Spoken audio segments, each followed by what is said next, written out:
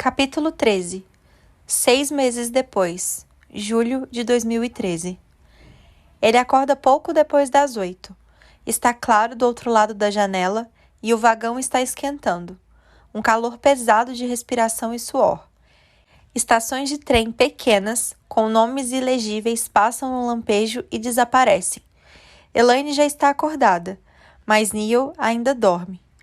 Connell esfrega o olho esquerdo com os nós dos dedos e se senta. Elaine está lendo o livro que levou para a viagem, o romance de capa lustrosa e as palavras, o livro que inspirou o filme, no alto. A atriz da capa tem sido a companhia mais constante deles, há semanas. Connell sente uma afinidade quase amistosa com seu rosto pálido de drama de época. "Onde é que a gente está, você sabe?" perguntou Connell. Elaine levanta os olhos do livro. "Passamos por Ljubljana faz umas 2 horas", ela diz. "Ah, ok", ele diz. "Então não está longe." Connell dá uma olhada a Neil, cuja cabeça adormecida se sacode levemente sobre o pescoço. Elaine segue seu olhar, num sono ferrado, como sempre, ela diz. Havia mais gente no começo. Alguns amigos de Elaine foram com eles de Berlim a Praga e se encontraram com alguns colegas de engenharia de Neil em Bratislava, antes de atravessarem para Viena de trem.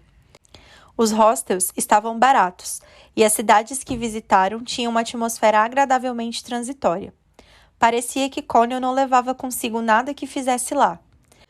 A viagem inteira parecia uma série de curtas, exibidos apenas uma vez, e depois ele ficava com uma ideia do que eram, mas sem lembranças precisas do enredo. Ele se recorda de ver coisas pelas janelas dos táxis. Em cada cidade, ele acha uma lan house e completa os mesmos 3 rituais de comunicação. Liga para Ellen pelo Skype, envia à mãe uma mensagem de texto gratuita pelo website da operadora de celular e escreve um e-mail para Marianne. Ellen está passando o verão em Chicago, em um emprego temporário. No fundo das ligações, ele ouve as amigas delas batendo papo, fazendo coisas no cabelo umas das outras. E às vezes, Ellen se vira e diz: "Gente, por favor, estou no telefone." Adora ver o rosto dela na tela, principalmente quando a conexão está boa e os movimentos estão suaves e naturais. Ela tem um sorriso ótimo, dentes ótimos. Depois da ligação deles ontem, ele pagou no balcão, voltou para a luz do sol e comprou um copo superfaturado de coca com gelo. Às vezes, quando Ellen está cheia de amigos por perto, ou se a lan house está muito cheia, as conversas ficam um pouquinho esquisitas, mas ainda assim, Connell se sente melhor depois de falar com ela. Ele se pega apressando o fim da conversa, para que possam desligar, e então ele consiga saborear retrospectivamente o quanto gosta de vê-la, sem a pressão do agora, de ter que apresentar as expressões certas e dizer as coisas certas. Só de ver Ellen, seu rosto lindo, seu sorriso e de saber que ela continua a amá-lo, isso confere a dádiva da alegria ao seu dia. E por horas a fio ele não sente nada além de uma felicidade mareada. Ellen deu a Connell um novo jeito de viver. É como se uma tampa pesadíssima tivesse sido levantada de sua vida emocional e de repente ele pudesse respirar ar fresco.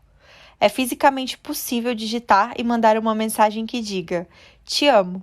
Isso nunca lhe parecera possível, nem de longe. Mas é fácil, na verdade. Claro que se alguém visse as mensagens, ele ficaria constrangido. Mas agora sabe que é esse tipo normal de constrangimento. O ímpeto quase protetor em relação a uma parte especialmente boa da vida. Ele pode se sentar para jantar com os pais de Ellen, pode acompanhá-la às festas dos amigos dela, pode tolerar os sorrisos e as conversas repetitivas. Pode apertar a mão dela quando as pessoas lhe fazem perguntas sobre o futuro. Quando ela toca nele espontaneamente, aplicando um pouco de pressão em seu braço, ou até estendendo o braço para tirar um fiapinho de sua gola. Ele sente uma onda de orgulho e torce para que os outros estejam vendo. Ser conhecido como namorado dela o planta com firmeza no mundo social. O estabelece como uma pessoa aceitável, alguém com um status específico, alguém cujos silêncios convencionais são ponderações, e não inaptidão social. As mensagens que envia Lorraine são bastante práticas. Ele atualiza quando vem monumentos históricos ou tesouros culturais. Ontem. Oi de Viena. Catedral de Santo Estevão é muito superestimada, para ser sincero. mas o Museu de História da Arte é bom. Espero que esteja tudo bem em casa. Ela gosta de perguntar como Ellen está. Da primeira vez que se encontraram, Ellen e a mãe se deram bem logo de cara. Sempre que Ellen o visita, Lorraine fica balançando a cabeça diante de pequenas atitudes de Connell e dizendo: "Como é que você aguenta ele, querida?" Mas não importa, é bom que elas se deem bem. Ellen foi a primeira namorada que Connell apresentou à mãe, e ele se vê curiosamente ávido para impressionar Lorraine, mostrando como a relação deles é normal e como Ellen o considera legal. Ele não sabe muito bem de onde vem isso. Nas semanas que se passaram desde que estão distante, seus e-mails para Marianne se tornaram longos. Ele começou a rascunhá-los no celular quando estava à toa, enquanto esperava as roupas na lavanderia ou estava deitado no hostel à noite, e não conseguia dormir por causa do calor. Ele leu os rascunhos diversas vezes, revisando todos os elementos da prosa, deslocando orações para fazer as frases se integrarem corretamente. O tempo se abranda enquanto digita, parecendo lento e dilatado, embora na verdade ande com muita rapidez, e mais uma vez ele ergueu os olhos e percebeu que as horas tinham passado. Não conseguiria explicar em voz alta o que vê de interessante em seus e-mails a Marianne, mas não acha que seja trivial.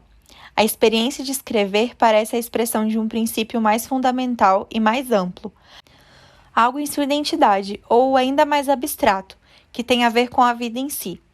Em seu diário cinza, escreveu há pouco tempo: "Ideia para um conto narrado por meio de e-mails?" Depois riscou, decidindo que era artificial. Ele se vê riscando coisas no diário, como se imaginasse uma pessoa futura o examinando em detalhes, como se quisesse que a pessoa futura soubesse quais ideias ele reconsiderou. Sua correspondência com Marianne inclui vários links de reportagens jornalísticas. No momento, os dois estão absortos na história de Edward Snowden. Marianne por conta de seu interesse pela arquitetura da vigilância global e Connell por conta do drama pessoal fascinante. Ele lê todas as especulações online, assiste a filmagem borrada do aeroporto de Sheremetyevo.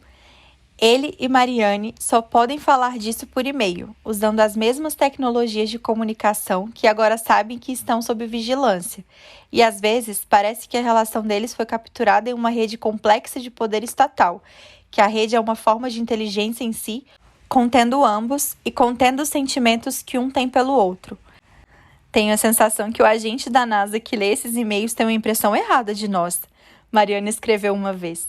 Provavelmente não sabem daquela vez que você não me chamou para o baile. Ela escreve muito sobre a casa onde está ficando com Jimmy e Peggy, perto de Trieste.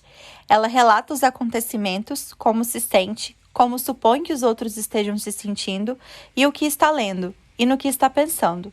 Ela escreve sobre as cidades que visitam, às vezes incluindo um parágrafo descrevendo uma paisagem ou uma cena específica.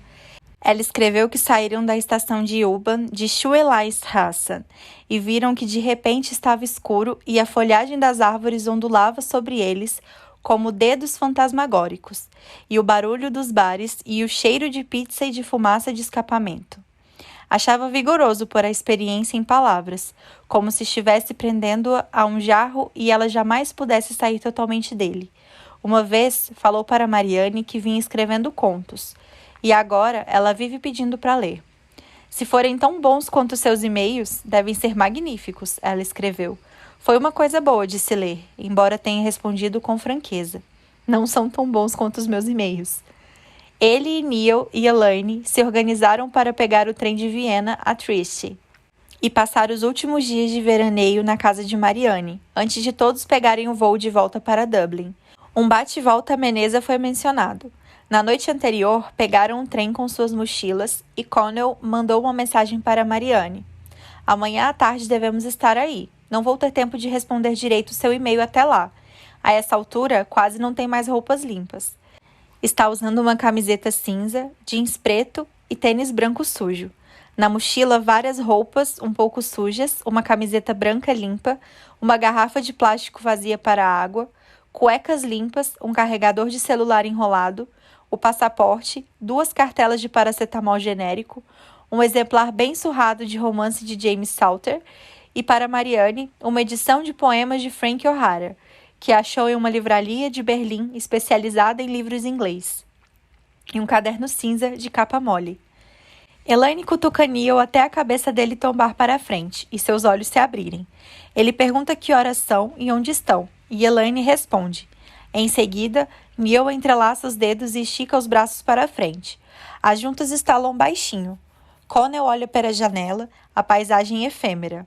Amarelos secos e verdes, a inclinação laranja de um telhado, uma janela achatada pelo sol e pelos clarões. As bolsas da universidade foram anunciadas em abril. O reitor se postou na escada do auditório principal e leu a lista de bolsistas. O céu estava extremamente azul naquele dia, delirante como gelo aromatizado. Connell estava usando casaco e Ellen estava de braço dado com ele. Quando chegou aos alunos de inglês, 4 nomes foram lidos em ordem alfabética, e o último foi Connell Waldron. Ellen passou os braços em volta dele. Foi só isso. Disseram o nome dele e foram em frente. Ele esperou na praça até anunciarem História e Ciência Política, e ao ouvir o nome de Marianne, ele olhou em volta à procura dela. Escutou um grupo de amigos dela comemorando, e alguns aplausos. Ele pôs as mãos no bolso. Ao ouvir o nome de Marianne, ele havia se dado conta de que aquilo era verdade. Tinha mesmo ganhado a bolsa. Os dois tinham ganhado. Ele não se lembra muito bem o que aconteceu depois. Lembra de ter ligado para Lorraine após os anúncios e de ter ficado quieta ao telefone em choque, e depois murmurado: "Ai, meu Deus, minha nossa!" Neil e Elaine se aproximaram dele comemorando e dando tapinhas nas suas costas e o chamando de um nerd da porra. Connell ria por nada, só porque tanta empolgação exigia alguma manifestação visível e ele não queria chorar. Naquela noite, todos os novos bolsistas tiveram que comparecer a um jantar black tie no restaurante universitário. Connell pegou emprestado um smoking de alguém na sala. O caimento não ficou muito bom, e no jantar ficou sem jeito, tentando entabular conversas com o professor de inglês sentado ao seu lado. Queria estar com Ellen e com seus amigos, não com aquelas pessoas que nunca tinha visto e sobre as quais nada sabia. Agora, tudo era possível por causa da bolsa. O aluguel estava pago, a mensalidade estava coberta, tinha uma refeição gratuita todos os dias durante o curso. Foi por isso que ele pôde passar metade do verão viajando pela Europa, espalhando moedas com a atitude despreocupada de uma pessoa rica. Ele explicou ou tentou explicar isso nos e-mails para Marianne. Para ela, a bolsa era um incentivo à autoestima, uma feliz confirmação de que ela sempre achou sobre si mesma, que era alguém especial. Connell nunca soube se devia acreditar que esse era o seu caso, e continua não sabendo. Para ele, a bolsa é um gigantesco fator material, como um imenso cruzeiro que surgiu do nada e, de repente, pode cursar um programa de pós-graduação de graça se quiser, e morar em Dublin, de graça, e não voltar mais a pensar em aluguel até terminar a faculdade. De repente, pode passar uma tarde em Viena, olhando a arte da pintura de Vermeer, e faz calor lá fora, e se quiser pode pagar um copo barato de cerveja gelada depois. É como se algo que ele acreditou a vida inteira ser um cenário tivesse se mostrado real. Cidades estrangeiras são reais, e obras de artes famosas, e sistemas de ferrovias subterrâneos, e resquícios do Muro de Berlim. Isso é dinheiro, a matéria que torna o mundo real. Existe algo de muito corrupto e sensual nisso. Chegam à casa de Marianne às 3, no calor escaldante da tarde. A vegetação rasteira diante do portão zumbi com insetos e um gato amarelo está deitado no capô de um carro do outro lado da rua. Através do portão, Connell vê a casa do mesmo jeito que é nas fotografias que ela enviara. A fachada de pedra e as janelas com venezianas brancas. Ele vê 2 xícaras deixadas sobre a mesa do jardim. Elaine toca a campainha e depois de alguns segundos alguém aparece do outro lado da casa.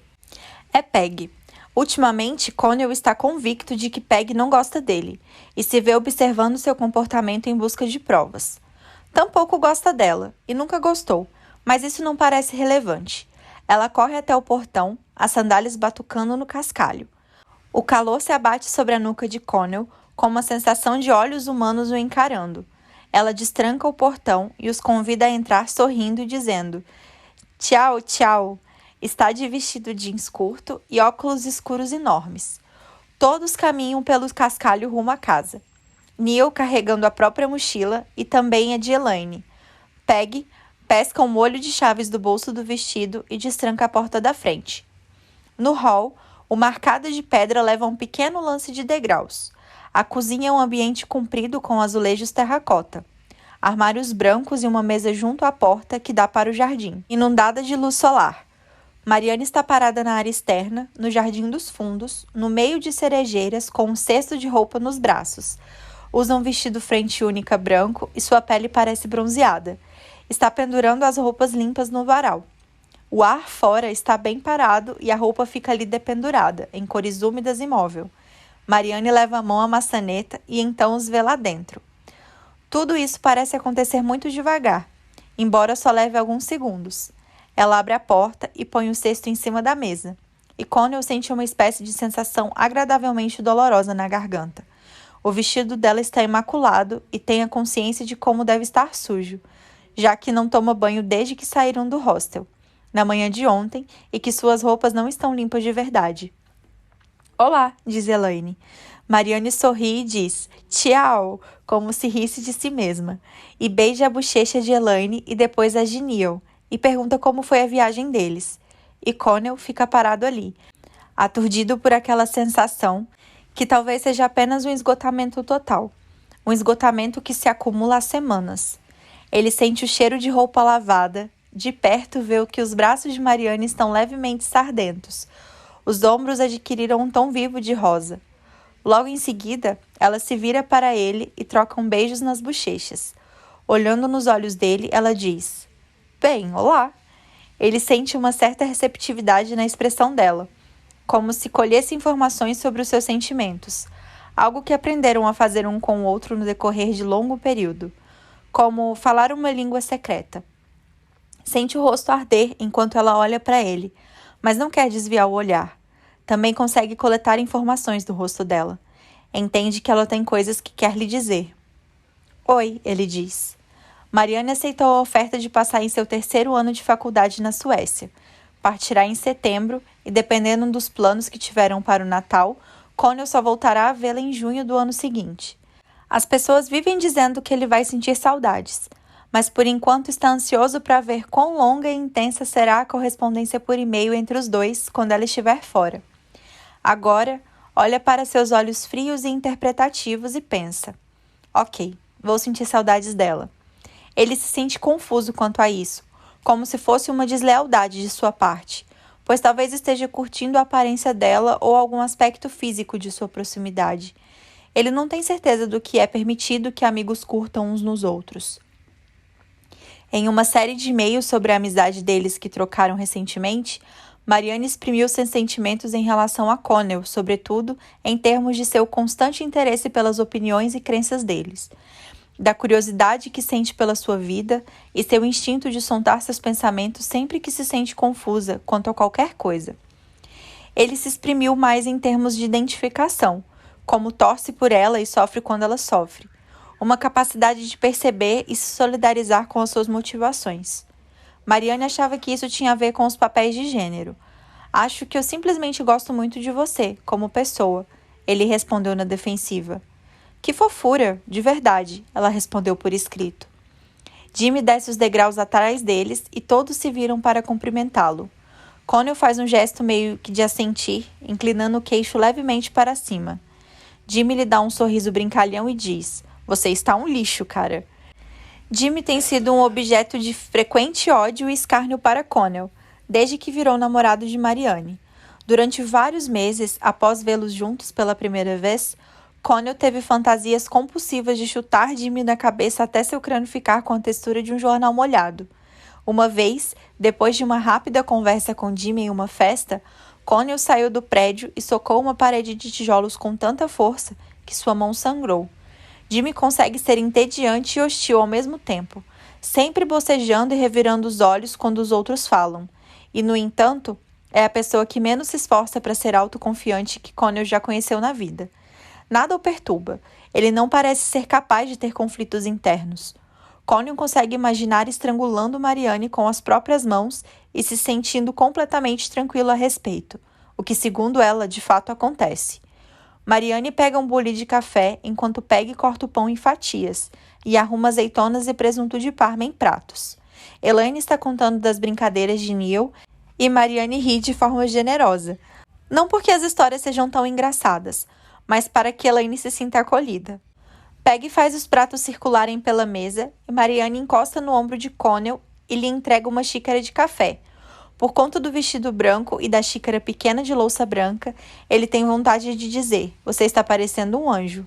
Não é nem algo que Ellen se importaria caso ele dissesse, mas não pode falar assim na frente das pessoas, falar essas extravagâncias carinhosas. Ele toma o café, come um pouco de pão. O café está muito quente e amargo, e o pão está macio e fresco. Ele começa a se sentir cansado. Depois do almoço, sobe para tomar um banho. Há 4 quartos, portanto tem um só para si, com uma enorme janela de caixilho com uma vista para o jardim. Depois do banho, veste as únicas roupas apresentáveis que ainda lhe restam. Uma camiseta branca básica e uma calça jeans azul que tem desde a escola. O cabelo está molhado. Ele se sente lúcido, um efeito do café e da alta pressão da água do chuveiro, e do algodão frio em sua pele. Joga a toalha molhada nos ombros e abre a janela. Cerejas pendem de árvores verde escuras como brincos. Pensa nessa frase 1 ou 2 vezes. Ele a escreveria um e-mail a Marianne, mas não pode enviar um e-mail para ela se está ali embaixo. Ellen usa brincos, em geral um par de argolas pequenas de ouro. Ele se deixa fantasiar com ela por um breve instante, porque ouve os outros ainda no andar de baixo.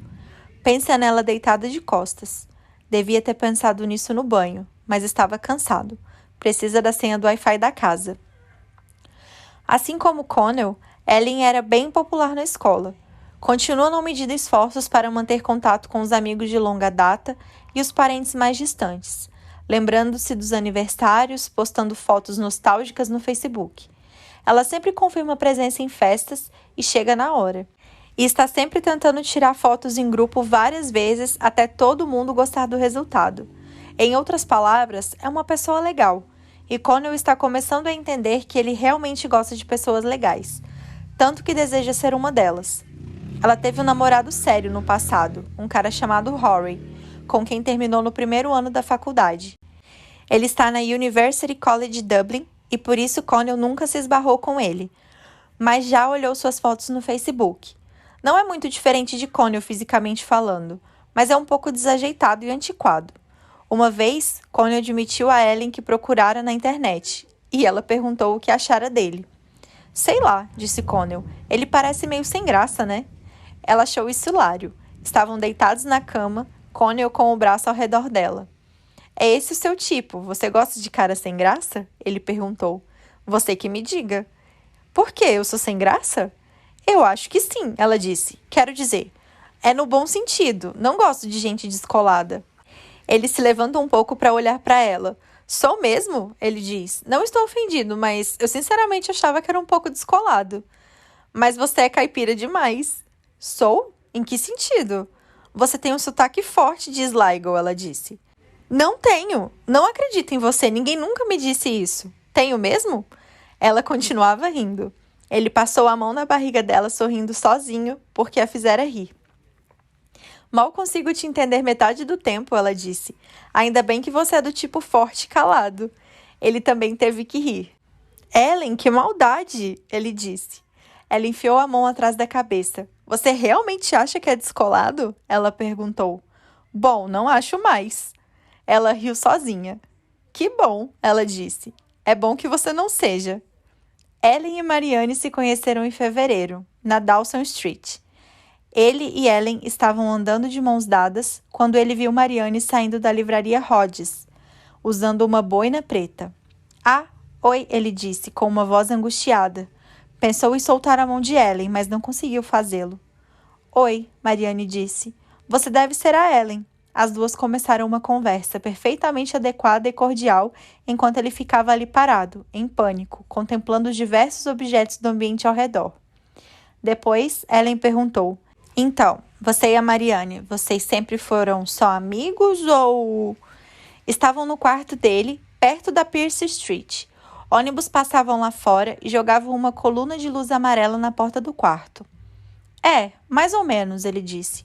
"Tipo, nunca ficamos juntos de verdade." "Mas vocês já ficaram." "É, mais ou menos." "Não. Pra ser franco, já sim. Isso tem muita importância?" Não, só fiquei curiosa, disse Ellen. Foi uma coisa de amizade colorida? Basicamente, no último ano da escola e por um tempo no ano passado. Não foi sério nem nada. Ellen sorriu. Ele estava passando os dentes no lábio inferior, o que lembrou de parar de fazer só depois que ela já tinha percebido. Ela parece ser da faculdade de artes, disse Ellen. Imagino que você acha ela bem chique. Ele soltou uma risadinha, olhou para o chão. Não é assim, disse. A gente se conhece desde criança. Não precisa ser esquisito que ela seja sua ex, Ellen disse. Ela não é minha ex, somos só amigos. Mas antes de serem amigos, vocês eram...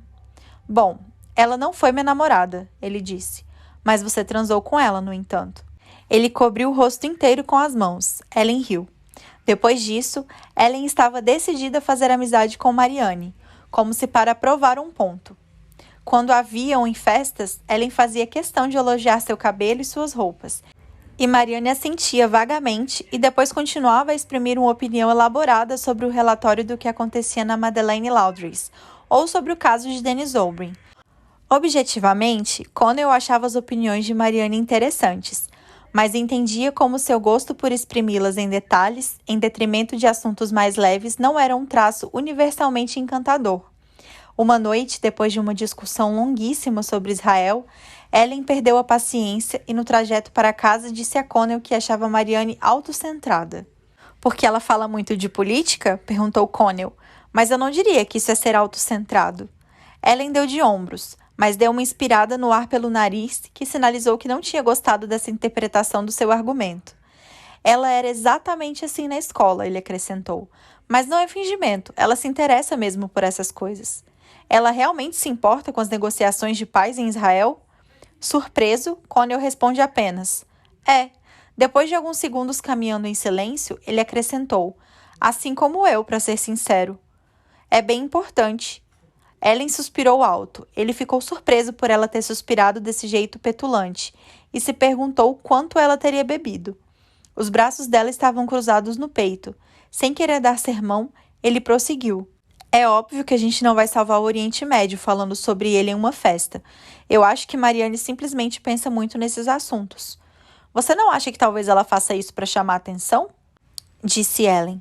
Ele franziu a testa em uma tentativa consciente de parecer pensativo. Marianne era tão completamente desinteressada pelo que as pessoas achavam dela, tão extremamente segura da própria autopercepção, que era difícil imaginá-la ligando para a atenção de uma forma ou de outra. De modo geral, até onde Connell sabia, ela não gostava de si, mas os elogios alheios lhe pareciam tão irrelevantes quanto a desaprovação era na escola. Sinceramente, ele disse, não mesmo. Ela parece gostar bastante da sua atenção. Connell engoliu em seco. Só então compreendeu por que Ellen estava tão incomodada. E não tentava esconder sua irritação. Ele não achava que Marianne vinha lhe dado nenhuma atenção especial, embora ela sempre escutasse quando ele falava. Uma cortesia que de vez em quando deixava de conceder aos outros. Ele virou a cabeça para olhar um carro que passava. Não percebi isso não, ele acabou dizendo. Para seu alívio, Ellen abandonou o assunto e voltou a se fixar em uma crítica mais geral do comportamento de Marianne. Toda vez que a gente encontra com ela em uma festa, ela está flertando com os 10 caras diferentes, disse Ellen. Isso é que é buscar a aprovação masculina. Contente por não estar mais implicando na censura, Connell sorriu e disse: ela não era nem um pouco assim na escola.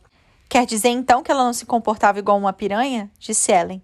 De repente, se sentindo acuado e arrependido de ter baixado a guarda, Connell de novo se cala. Sabia que Ellen era uma pessoa legal, mas às vezes esquecia como seus princípios eram antiquados. Passado um tempo, ele disse constrangido: Olha, ela é minha amiga, ok? Não fala assim dela. Ellen não respondeu, mas levantou os braços, ainda cruzados sobre o peito. Era uma coisa errada de se dizer, de qualquer modo. Mais tarde, ele se perguntaria se estava de fato defendendo Marianne ou apenas se defendendo de uma acusação insinuada sobre sua própria sexualidade, de que ele estava maculado de alguma forma, de que tinha desejos inaceitáveis. A essa altura, o consenso tácito era de que Ellen e Marianne não se gostavam muito. Eram pessoas diferentes. Connell acha que os aspectos de si mesmo mais compatíveis com Ellen são seus melhores aspectos. A lealdade, a perspectiva essencialmente prática, O desejo de ser considerado um cara bom. Com Ellen, não sente coisas vergonhosas. Não se pega dizendo coisas esquisitas durante o sexo. Não tem a sensação constante de que não se encaixa em lugar nenhum, de que nunca vai se encaixar em lugar nenhum. Mariane tinha uma rusticidade que o invadiu por um tempo e lhe deu a impressão de que ele era como ela, de que tinham a mesma varia espiritual indizível e de que nenhum dos dois poderia jamais se adaptar ao mundo. Mas ele nunca foi avariado como ela. Ela apenas lhe dava a sensação de que sim. Uma noite, esperava por Ellen na faculdade, na frente de um dos prédios de humanas. Ela vira da academia na outra extremidade do campus e pegaria um ônibus para a casa dela. Ele estava parado na escada, olhando para o celular, quando a porta se abriu às suas costas e um grupo de pessoas apareceu de vestidos e ternos formais. Todos rindo e falando ao mesmo tempo. Como a luz do corredor atrás deles os transformou em silhuetas, demorou um instante para reconhecer Mariane. Ela estava usando um vestido longo de cor escura e o cabelo estava preso no alto da cabeça, deixando o pescoço fino e exposto. Ela chamou sua atenção com uma expressão familiar. Olá, ela disse. Ele não conhecia as pessoas com quem ela estava. Imaginou que eram do grupo de debates ou coisa assim. Oi, ele disse. Como seu sentimento por ela podia jamais ser igual ao sentimento que tinha por outras pessoas? Mas parte do sentimento era saber do terrível poder que tivera sobre ela, e continuava tendo, e não conseguia atrever a perder um dia. Ellen chegou nesse momento. Connell só percebeu quando ela o chamou.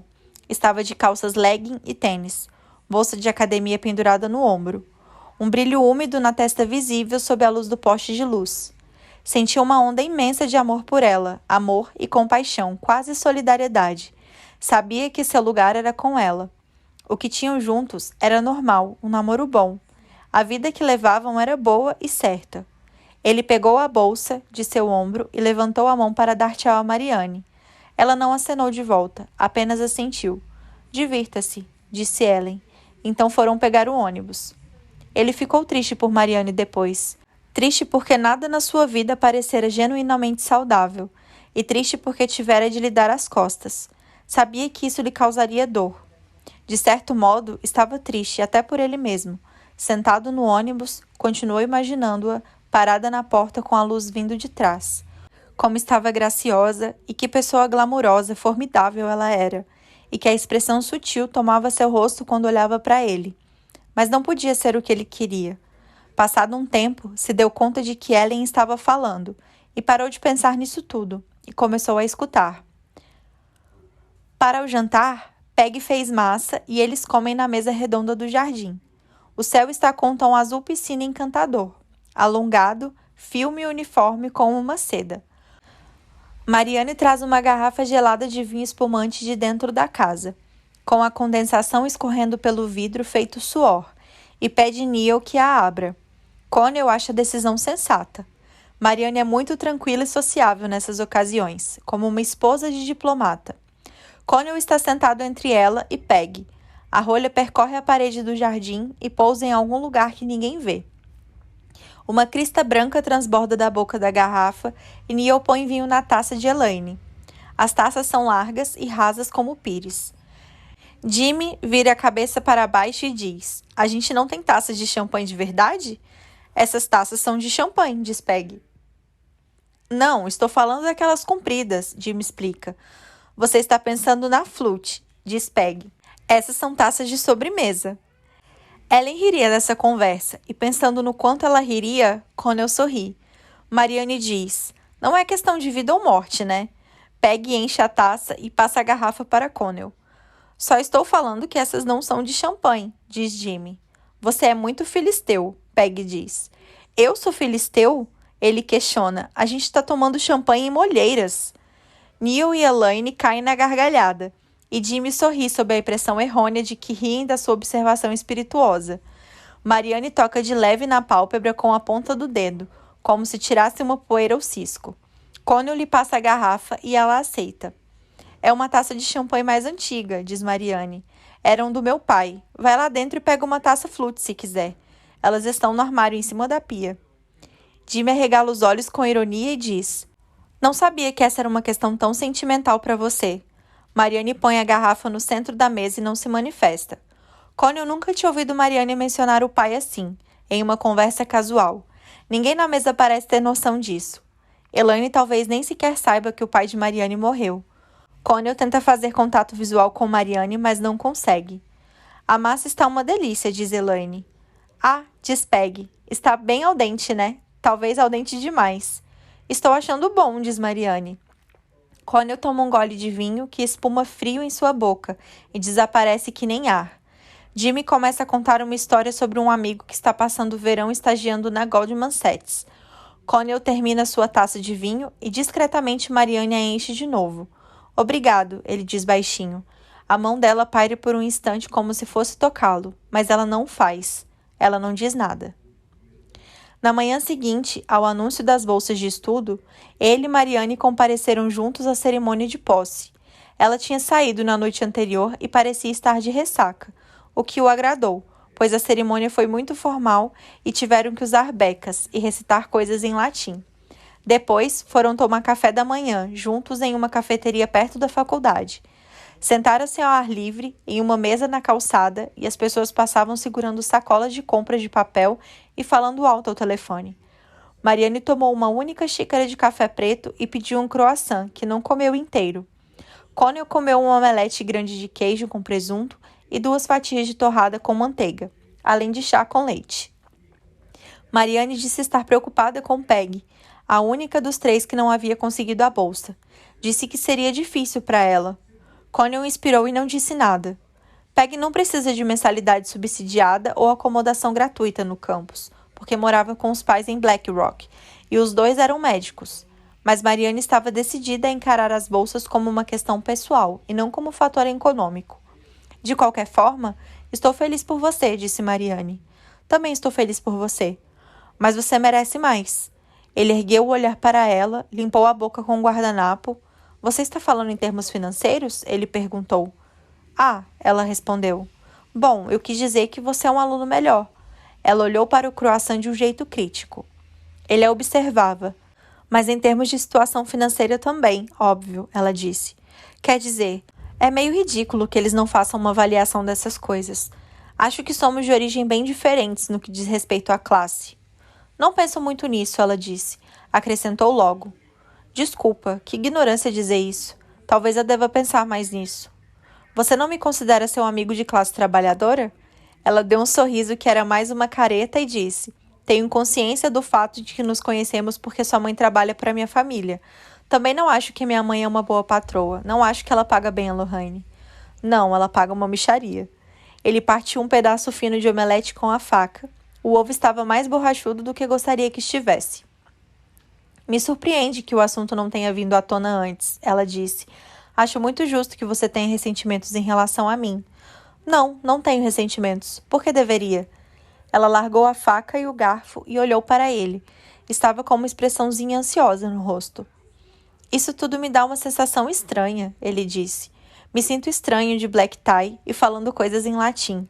Sabia que, no jantar de ontem, aquelas pessoas que estavam servindo a gente eram estudantes? Eles trabalham para conseguir fazer faculdade enquanto a gente fica ali, sentado, saboreando a comida grátis que eles botam na nossa frente. Não é horrível? Claro que é. A ideia toda de meritocracia, ou sei lá o que, é perversa. Você sabe que é isso que eu acho. Mas a gente vai fazer o quê? Devolver o dinheiro da bolsa? Não entendo bem o que isso faria. Bom, sempre é fácil pensar em razões para não se fazer alguma coisa. Você sabe que também não vai fazer isso, então não venha tentar fazer com que eu me sinta culpada, ela disse. Continuaram a refeição como se estivessem representando uma discussão em que os 2 lados fossem igualmente convincentes e tivessem escolhido seus pontos de vista mais ou menos ao acaso, só para travar um debate. Uma enorme gaivota passou na base de um poste de luz próximo, sua plumagem de uma limpeza e aparente maciez magníficas. Você tem que entender direitinho como acha que seria uma boa sociedade, disse Mariane. E se você acha que as pessoas deveriam ser aptas a fazer faculdade e se formar em inglês, não devia sentir culpa por fazer isso você mesmo, porque você tem todo o direito. Para você está tudo bem, você não sente culpa por nada? Ela passou a revolver a bolsa procurando uma coisa. Em tom casual perguntou, é assim que você me vê? Não, ele disse. Então, incerto da culpa que achava que Mariane sentia quando a qualquer coisa, acrescentou: sei lá, eu devia ter imaginado que vir para Trinity seria assim. Fico olhando para toda essa coisa de bolsa e penso: meu Deus, o que o pessoal da escola diria? Por um instante, Mariane se calou. Sentiu um certo sentido obscuro que havia se exprimido incorretamente, mas não sabia como. A bem da verdade, ela declarou, você sempre se preocupou muito com o que o pessoal da escola diria. Ele lembrou então de como as pessoas a tratavam naquela época e de como ele mesmo a tratara, e se sentiu péssimo. Não era o fim que esperava que a conversa tivesse. Mas sorriu e disse, ui, ela retribuiu o sorriso, e levantou a xícara. Nesse momento ele pensou, assim como a relação de ambos na escola atendia aos termos dele, a relação de agora atendia aos dela. Mas ela é mais generosa, ponderou. Ela é uma pessoa melhor. Quando a história de Jimmy chega ao fim, Mariane entra e volta para fora com outra garrafa de vinho espumante e uma garrafa de tinto. Neil começa a tirar o arame da primeira garrafa e Mariane entrega a Connell um saca-rolhas. Peg limpa os pratos de todos. Connell descasca o papel laminado da garrafa, enquanto Jimmy se inclina e diz algo a Mariane. Ele enfia o saca-rolhas na rolha e gira-o para baixo. Peg tira o prato dele e empilha sobre os outros. Ele empurra para baixo os braços do saca-rolhas e levanta a rolha do gargalo da garrafa com um som de lábios estalando. O céu adquiriu um tom mais frio de azul, com nuvens prateadas na borda do horizonte. Connell sente o rosto arder e se pergunta se teria se queimado de sol. Às vezes gosta de imaginar Mariane mais velha, com filhos. Imagina que eles estão todos ali na Itália juntos, e ela está fazendo uma salada ou algo assim, e reclamando com Connell do marido, que é mais velho, provavelmente um intelectual. A Mariane o acha desinteressante. Por que não me casei com você? Ela diria. Ele vê Mariane com bastante nitidez nesse sonho.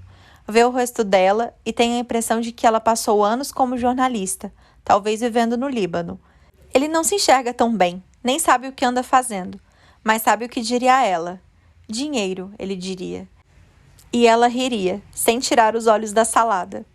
À mesa, falam do bate e volta a Veneza, que trens deviam pegar, que galerias valem a visita. Mariane diz a Connell que ele iria gostar de Guggenheim, e Connell fica contente porque ela se dirigiu a ele, satisfeito por ter sido destacado como apreciador de arte moderna. Não entendo por que essa preocupação de vocês com Veneza, diz Jimmy. A cidade é cheia de asiáticos tirando fotos de tudo. Deus te livre de se deparar com uma pessoa asiática, diz Neil. Há um silêncio na mesa. Jimmy diz, quê? Está claro pela sua voz e pela demora de sua reação que está embriagado. É meio racista o que você acabou de falar dos asiáticos, declarou Neil. Não estou fazendo tempestade em copo d'água. Ah, porque todos os asiáticos da mesa vão ficar ofendidos, né? Diz Jimmy. Mariane se levanta de repente e diz, vou pegar a sobremesa. Connell fica decepcionado com a demonstração de frouxidão, mas tampouco se manifesta. Peg segue Mariane casa dentro e todo mundo à mesa fica calado. Uma mariposa enorme circula pelo ar escuro e Jimmy a afugenta com um guardanapo. Passado 1 ou 2 minutos, Peg e Mariane saem da cozinha com a sobremesa. Uma tigela gigantesca de vidro, cheia de morangos partidos ao meio, com uma pilha de pratinhos brancos e colheres de prata, mais 2 garrafas de vinho. Os pratos são distribuídos e as pessoas os enchem de frutas. Ela passou a tarde inteira cortando essas porcarias ao meio, Peg diz. Me sinto muito mimada, diz Elaine. Cadê o chantilly? Pergunta Jimmy. Está lá dentro, diz Mariane. Por que você não o trouxe para cá? Ele diz. Mariane afasta a cadeira da mesa com frieza e se levanta para entrar. Está quase escuro ali fora. Jimmy percorre a mesa com o olhar, tentando achar alguém que retribua seu olhar e concorde que ele tem direito de pedir o chantilly, ou que Mariane exagerou na reação a um pedido inocente. Na realidade, as pessoas evitam olhar para ele, e com um suspiro alto, empurra a cadeira para trás e vai atrás dela. A cadeira cai na grama sem fazer barulho. Ele entra na cozinha pela porta lateral e fecha com um baque. Tem também a porta dos fundos, que a leva para outra parte do jardim, onde ficam as árvores. Como é separada dali por um muro, apenas os frondes da árvore estão visíveis. Quando Connell volta a atenção para a mesa, Neil está olhando fixo para ele. Não sabe o que o olhar de Neil significa. Tenta cercear os olhos para mostrar a Neil que está confuso. Neil lança um olhar sugestivo para a casa e depois para ele. Connell olha por cima do ombro direito. A luz está acesa na cozinha, ecoando um clarão amarelado pelas portas do jardim. Ele só tem uma visão lateral, portanto não consegue ver o que está acontecendo lá dentro. Elaine e Peg estão elogiando os morangos. Quando param, Connell ouve uma voz erguida vinda da casa, quase um berro. Todo mundo gela. Ele se levanta da mesa para entrar na casa e sente sua pressão sanguínea cair. Já tomou uma garrafa inteira de vinho, a essa altura talvez mais. Quando chega à porta do jardim, vê Jimmy e Marianne junto à bancada, brigando. Eles não veem Connell pelo vidro na hora. Ele para com a mão na maçaneta. Marianne está toda vermelha, talvez por ter tomado muito sol. Talvez por estar brava. Sem equilíbrio, Jimmy enche sua taça de champanhe de vinho tinto. Connell gira a maçaneta e entra. Tudo bem? Ele pergunta. Ambos olham para ele. Ambos se calam. Ele repara que Marianne está tremendo como se sentisse frio. Jimmy levanta a taça na direção de Connell em um gesto sarcástico, deixando espirrar vinho da borda para o chão. Larga isso, Marianne diz baixinho.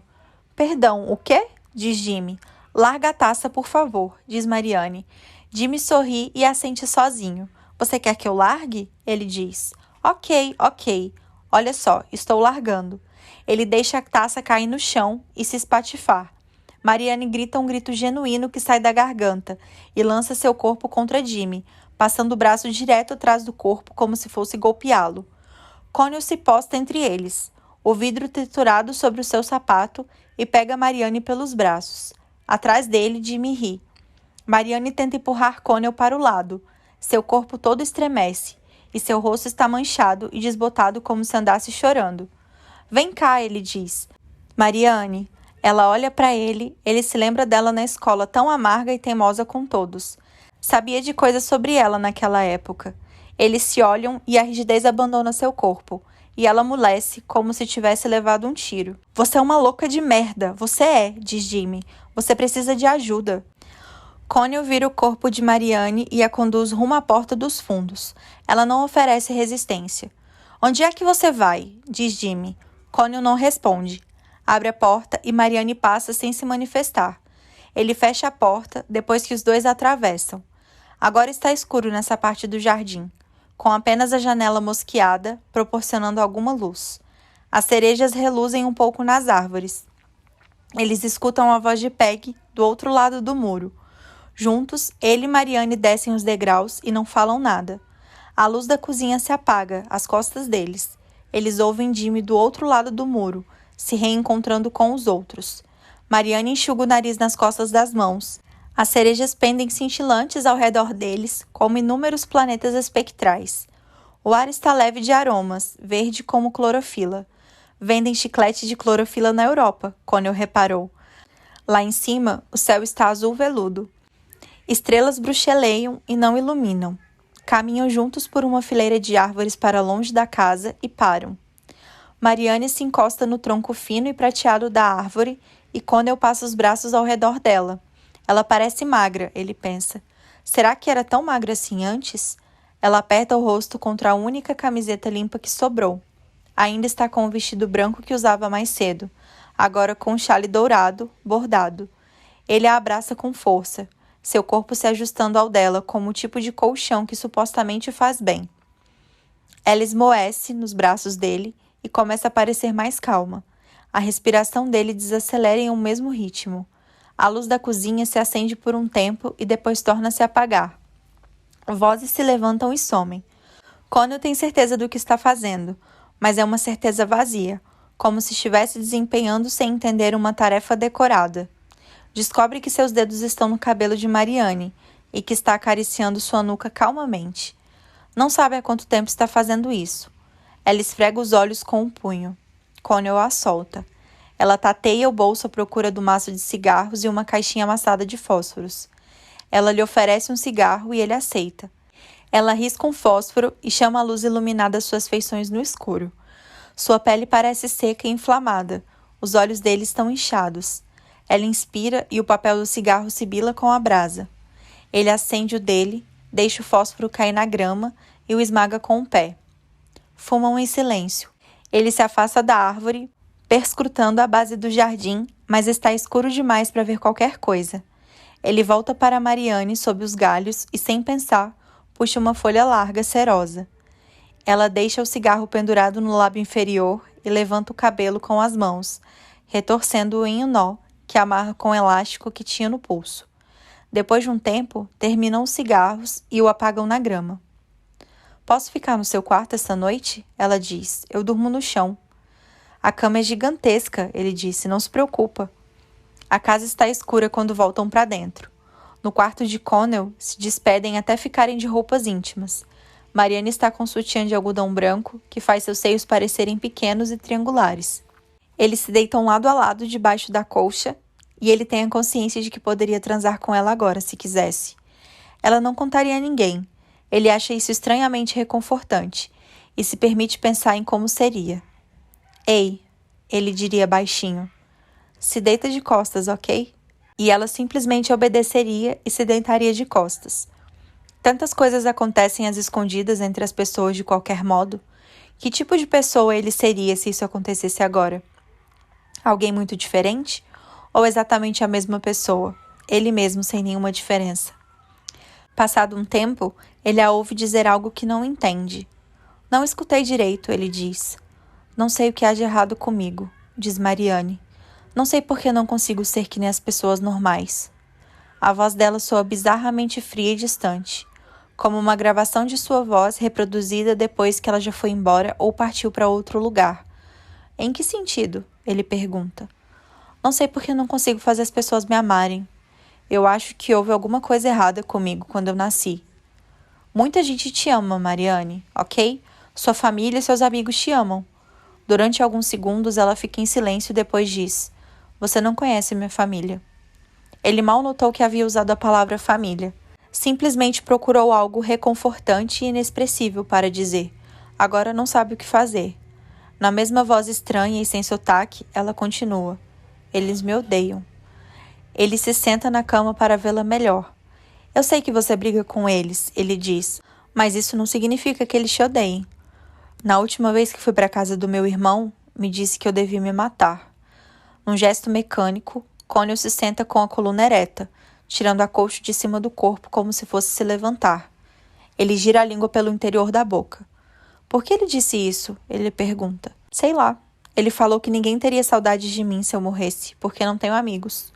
Você não conta para sua mãe quando ele fala desse jeito? Ela estava lá, declara Mariane.